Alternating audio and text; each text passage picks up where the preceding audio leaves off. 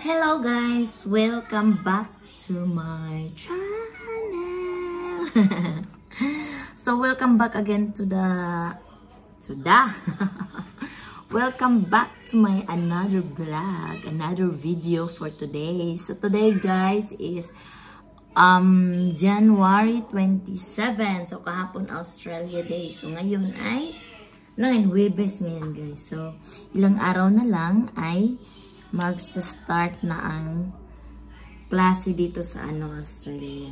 So, magre-grade 1 na yung aking Zikiron. So, excited na ako sa kanyang first day of school. Kakaligo ko lang guys. So, ngayong araw na to ay pag-uusapan natin kung ano na ba yung status ng aking visa. And then, while nag-talking ako dito about my visa, ako ay magluluto guys ng aming kakainin lunchtime. So this time I will cook seafood mix. Lalagyan ko siya guys ng broccoli at saka konting carrots. Tapos, alam mo naman ang mga Bisaya, I love kinilaw. What? Yellow one what? Yellow what? Sana ba tayo? Sa kinilaw. Ang mga Bisaya ay hilig magkilaw. So, nagkilaw ako ng hindi ko alam kung anong isda ito. Hindi na siya fresh kasi frozen, pero itatry ko siya. Itatry ko siyang ikilaw kasi may mga may mga sibuyas naman ako dito at Yung luya ko lang naman, mahal ang kilo ng luya dito, guys. So tingnan niyo yung aking luya.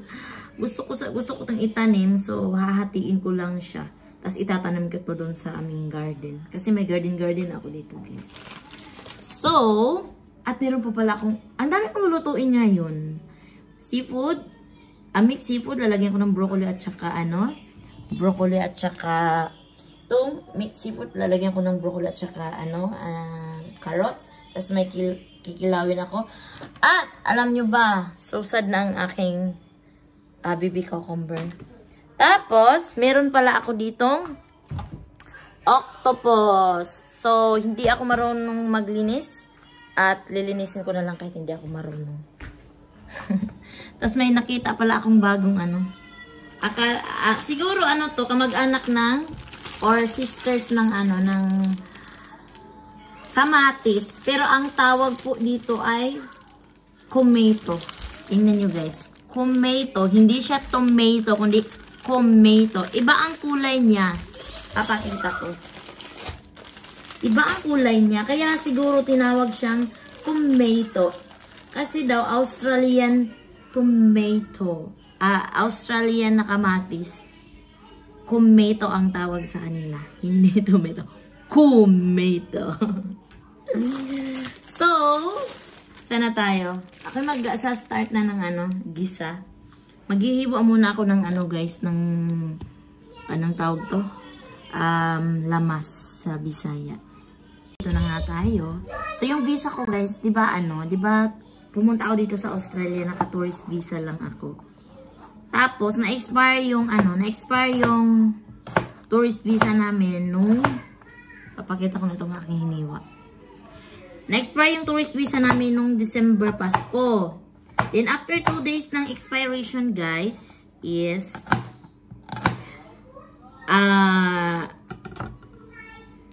yun? So, before na-expire yung aking tourist visa, may mga hiningi, kasi may agent kami, guys, eh.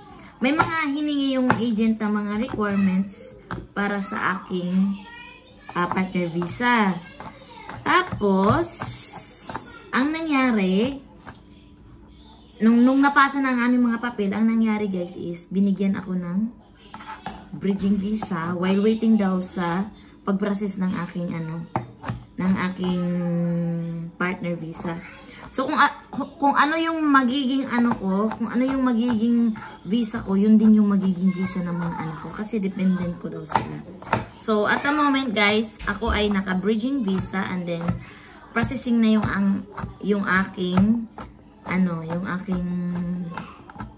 partner. Pero sa March, hiningan ako nila ng medical. So, sa March pa ako magpapamedical. Kasi yun yung booking namin. Ang dami kasi, yun lang kasi yung medyo malapit-lapit na slot. Kasi fully book ata yung fully book ata yung schedule nila. So, March yung nakuha ko. So, March ako magpapamedical. Ang kagandahan is, while nasa bridging visa ako, makakapagtrabaho na daw ako at makakapag-aral kung gusto ko mag-aral. Pero, hindi ko lang alam sa aking mga anak. Parang magbabayad ata kami ng malaki para sa pag-aaral nila. Hindi ko alam. Hindi ko talaga alam. Kailangan pa namin alamin kung ano yung dapat. Kung magbabayad na kami or hindi. Ang hirap. Mahirap talaga. Hindi naman, kasi iba kasi pag sinabing, nasa ibang bansa na, swerte-swerte. Oo nga, swerte naman. Pero pagdating mo dito, hindi talaga easy, guys. It's not easy. Sana all. So, nagwi-wait na ako naghihintay na ako kung kailan ma-process ang aking partner visa. So, sabi nila, ang tagal daw ng pag-wait ng partner visa or permanent residency, more than 2 years daw. 2 years daw yung waiting. Pero may iba naman kasi ako sa group namin, may iba naman kasi nagpo-post doon na hindi na aabutan ng 2 years. Depende kasi kapag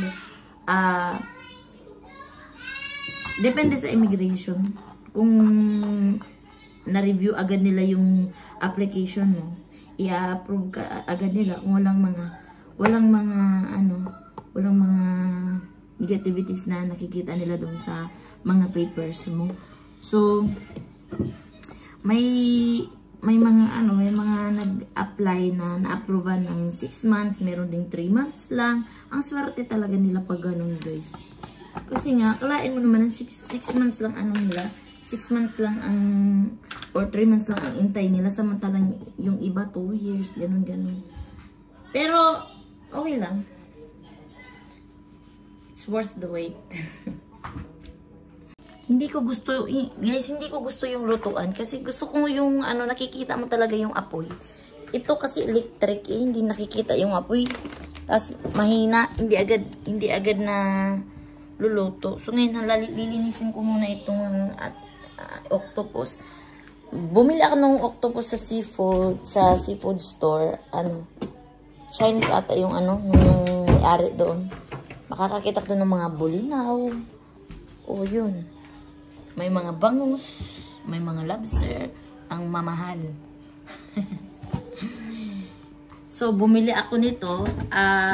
Ilan bang peraso yung binili ko? 6 na peraso yung binili ko nito. So, magluluto lang ako ng 2. Hindi ko alam kung paano ko ito lulutuin.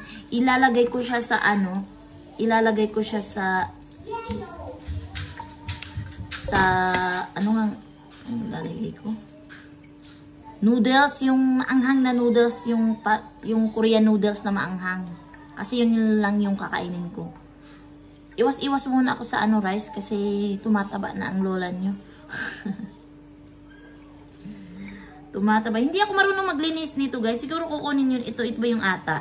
Ito yung ata. Kukunin ito yung ata para hindi mangitim yung yung lulutuin. Hindi ko talaga alam.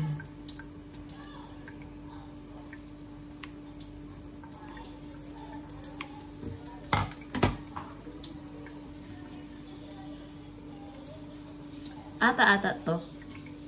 So, ang hirap maglinis ng octopus, hindi ko alam. Yung nalinis ko kasi yung squid. Pero ngayon, ang hirap. Hindi naman mahirap. Hindi ko lang alam talaga. So, garlic.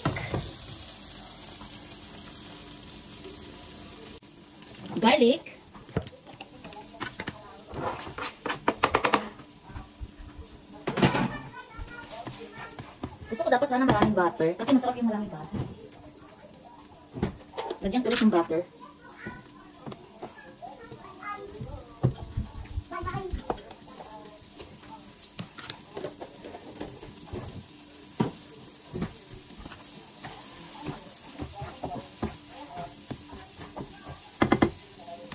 Tapos lagyan ko ng magic sarap. Hindi talaga mawawala ang magic sarap ko, guys. So yung life ko dito, guys, is same lang sa same lang dun sa Pilipinas. Kasi, same lang kasi nga yung kaibahan lang yung mga pagkain, yung place, tsaka Pero yung daily ko is same lang kasi nga dun sa Pilipinas, umuwi naman kasi si Adam every after 2 weeks. Kasi nasa trabaho siya sa 2 weeks and then 1 week off. Tapos, akala ko pagdating ko dito, is kasama na namin siya araw-araw. Pero same lang, aalis siya, pupunta ng work, tapos 2 weeks din sa work, then 1 week off. Kaya same lang. Tutuin ko muna.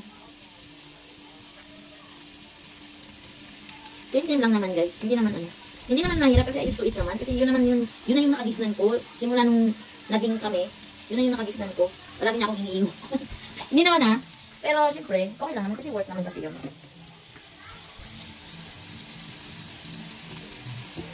So pag, ano na guys.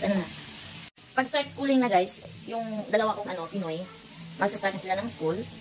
Pero hindi namin alam kasi magbabayad pa na kami. Sobrang mahal guys, pero titingnan lang kung ano yung magagawa namin. Tapos yung si Zeke, yung pangatlo ko, magre-grade 1 na siya.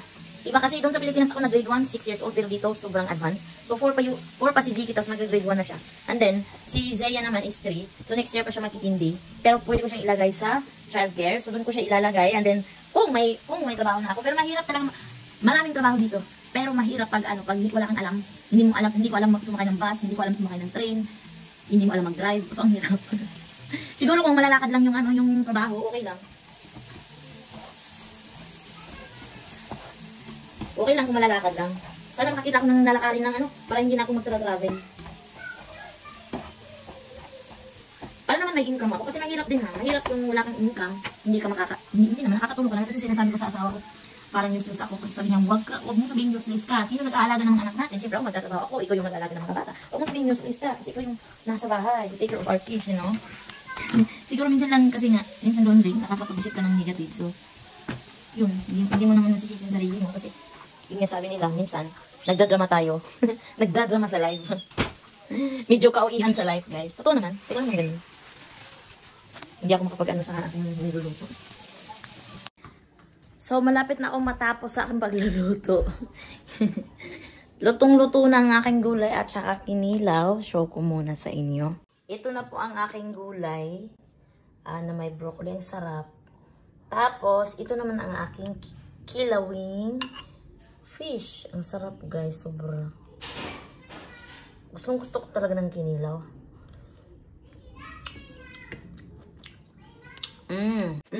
The best.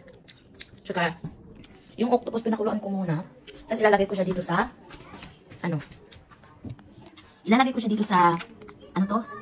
ramyun. Kailangan ko mo siyang gupit-gupitin para pagka na ko na siya, kain na agad, diretso. Diretso na ang kain. Ayan na guys, pinakuluan ko na. Gunting-guntingin ko na lang itong octopus. Ganito, inan ko yung ulo, parang in-slice ko yung ulo para makuha yung Pero pag nakakita ko sa mga vlog, kinakain nila yung buong ulo, tapos may maitim doon sa loob. Maitim doon sa loob. Naku, naman natin mga Tagalog dyan. Kinakain din nila yun. Hindi ko alam kung masarap pero ayoko. Tapos kinuha ko na yung mata dito guys. Kailangan siyang gupitin para diretso kain, di ba? Gupitin ang octopus.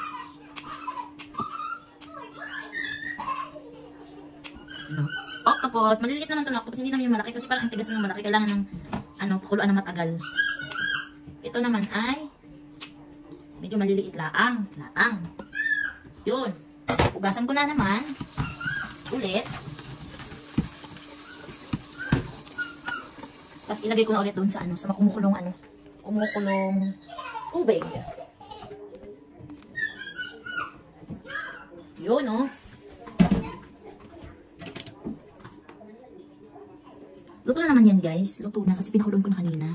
Tapos ilalagay ko na lang ito. Seasoning ng noodles.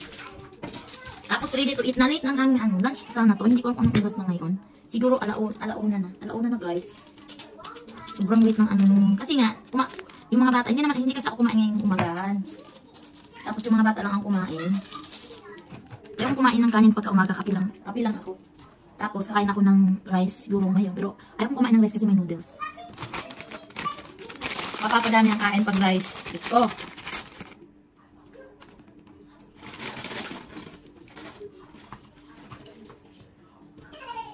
Yun, kakain Kakain na kami ngayon. So guys, kami kakain na. Yun na. Naka-ready na ang aming mesa. At tatawagin ko muna ang aking mga anak. Ella!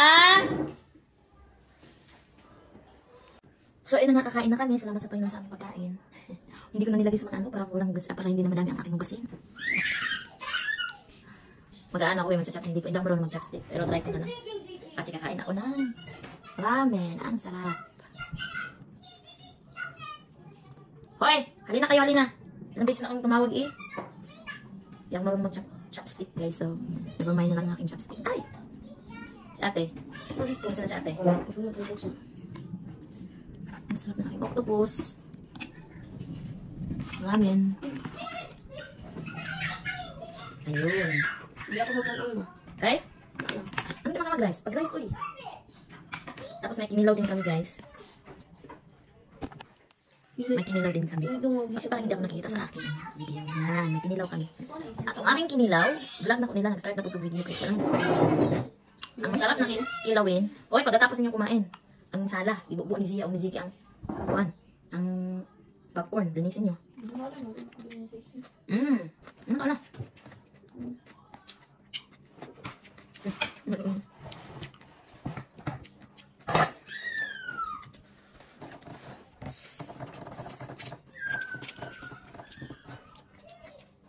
Kinilaw.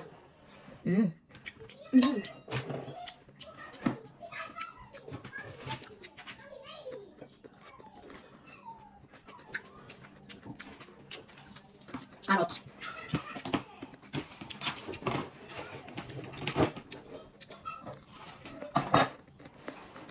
Sarap. Ito yung isda mo. Tuna. Ano to lang?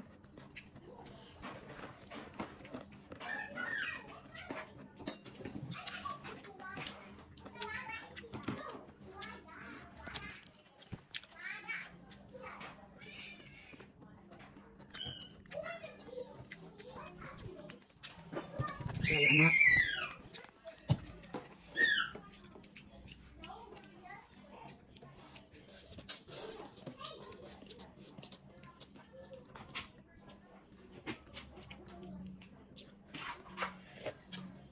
Alam.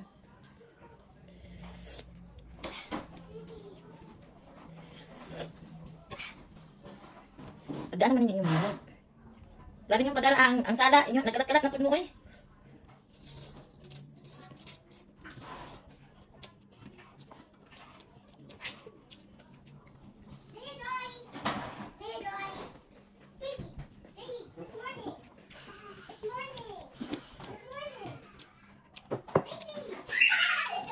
Hey.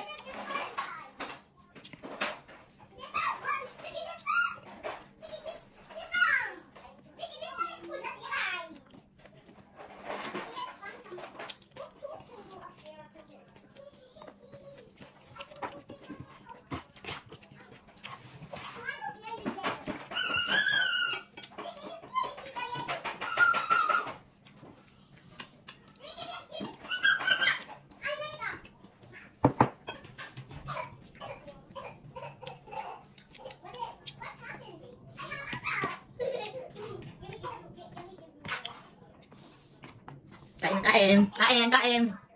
So that is all.